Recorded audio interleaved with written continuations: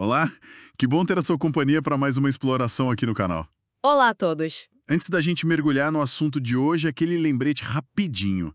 Se você curte o nosso conteúdo, considere se inscrever, tá? Assim você não perde nenhuma novidade. Isso aí ajuda bastante a gente. Hoje o foco é um peixe que, olha, chama atenção. É uma variedade do famoso peixe de briga siamês, o Beta splendens, mas o gigante. O famoso gigante. Isso mesmo. A gente deu uma olhada num guia bem completo sobre ele. Sim, material bem interessante. E a ideia aqui é, entender o que faz esse peixe ser tão especial, né? E, claro, como cuidar dele direito. Exato, porque ele tem suas particularidades. Vamos começar pelo óbvio, então. O tamanho. É realmente impressionante, né? Sem dúvida. É a marca registrada dele, né? Um beta comum, a gente tá falando de uns 6, 7 centímetros. Uhum. O gigante, bom, ele passa fácil dos 10 centímetros, pode chegar a 15. 15. Caramba, é quase o dobro.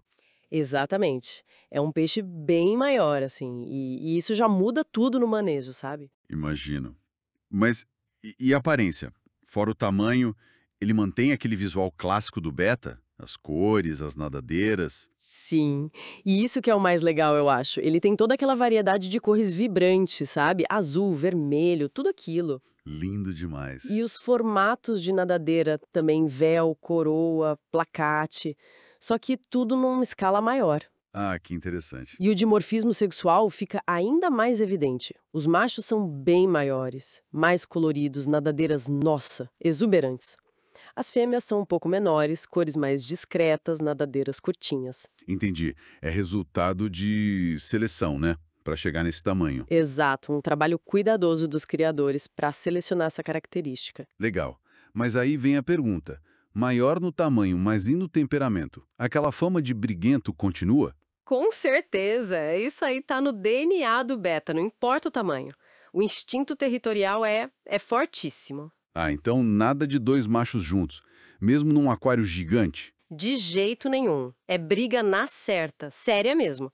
A regra de um macho por aquário é ainda mais importante aqui, sabe? Não tem exceção. Tá certo. E com outros peixes? Ou talvez com fêmeas? Como funciona? Com fêmeas, bom, existe a opção do harém, né? Um macho e várias fêmeas. Hum, Mas aí precisa de um aquário grande, tipo, no mínimo uns 40, 50 litros, e tem que ser muito bem plantado, com muitas tocas, esconderijos. para elas terem onde se esconder do macho. Isso, para diluir a agressividade dele e dar refúgio para elas. E mesmo assim, tem que ficar de olho o tempo todo. Não é garantido que funcione sem estresse. É possível, mas a escolha dos companheiros é crítica. Peixe muito pequeno pode virar lanche. Eita. E peixe com nadadeira longa ou muito colorido, o macho pode achar que é um rival e atacar. Complicado. Então, que tipo de peixe costuma dar certo com ele?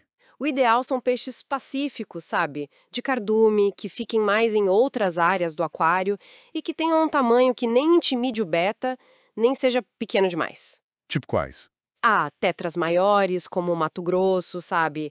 Coridoras, que são peixes de fundo, as mais robustas, rasboras, tipo arlequim, mas sempre num aquário espaçoso para todo mundo, né? E tem que introduzir com cuidado, observar bem. Falando em espaço, um peixe desse tamanho precisa de uma casa à altura, né? Qual o mínimo de aquário para um gigante macho sozinho? Olha, o mínimo do mínimo eu diria 30 litros. Mas, sinceramente, 40 litros ou mais é bem melhor. 40? É, dá mais espaço para ele nadar, explorar, se sentir mais confortável, né? Para um grupo de fêmeas ou comunitário, aí precisa de mais ainda, claro. E dentro do aquário? Alguma dica específica para decoração, substrato? Sim, alguns detalhes ajudam muito. Substrato escuro, por exemplo, realça as cores dele. Fica lindo. Legal. E esconderijos são essenciais. Muitas plantas naturais, anúbias, samambaias java, musgos, troncos, rochas, mas sempre lisas, tá? Para não rasgar as nadadeiras. É importante isso. E plantas flutuantes. São ótimas, diminuem a luz direta que eles preferem e o macho adora para construir o ninho de bolhas dele. Ah, o ninho de bolhas. Um comportamento super interessante deles. Exato. E a filtragem tem que ser boa, claro, mas sem criar muita correnteza. Fluxo suave para não cansar o peixe. Certo. E os parâmetros da água? Aquecedor é essencial. Fundamental. Temperatura estável, entre 24 e 28 graus Celsius. Então, aquecedor com termostato é obrigatório. O pH ideal fica ali entre 6,5 e 7,5. E as trocas de água? Semanais? Sim, trocas parciais de 20 a 30% toda semana. Isso é a base para manter a qualidade da água boa e prevenir doenças. Ok. Agora, alimentação. Imagino que um peixe maior coma mais, né? Come mais, sim, tem um apetite maior.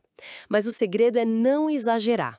Superalimentação é um problema sério para betas. Então, qualidade não quantidade excessiva. Exatamente. A dieta tem que ser rica em proteína. Alimentos vivos ou congelados são ótimos. Artêmia, dáfnia, larva de mosquito. Essa é a base.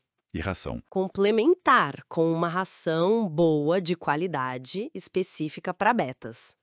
Variar é importante. Oferecer pouquinho 2 vezes ao dia, o que ele comer em 1 ou 2 minutos está ótimo. Entendido. E saúde? Ele é mais resistente por ser maior ou tem as mesmas doenças dos betas comuns? Ele é suscetível às mesmas coisas, infelizmente. Ictio, aqueles pontinhos brancos, Ah, sim. podridão das nadadeiras, que é uma infecção bacteriana chata. A melhor coisa é prevenir. Água limpa, sem estresse e observar o peixe todo dia. Qualquer sinal estranho, agir rápido. Boa. Então, para resumir, o beta gigante é incrível, maior, mais chamativo, mas exige mais espaço, um ambiente bem cuidado e atenção na escolha dos companheiros. Exatamente. É um peixe que recompensa muito, mas pede um cuidado mais atento. E a beleza e o comportamento dele compensam. Com certeza. E fica aqui uma reflexão final, talvez. Parar um tempo para observar um beta gigante no aquário dele, como ele patrulha, como interage, o macho cuidando do ninho. É fascinante. Revela muito da complexidade desses peixes, né? Qual será o comportamento deles que mais surpreende a gente quando a gente realmente presta atenção? Fica a pergunta no ar.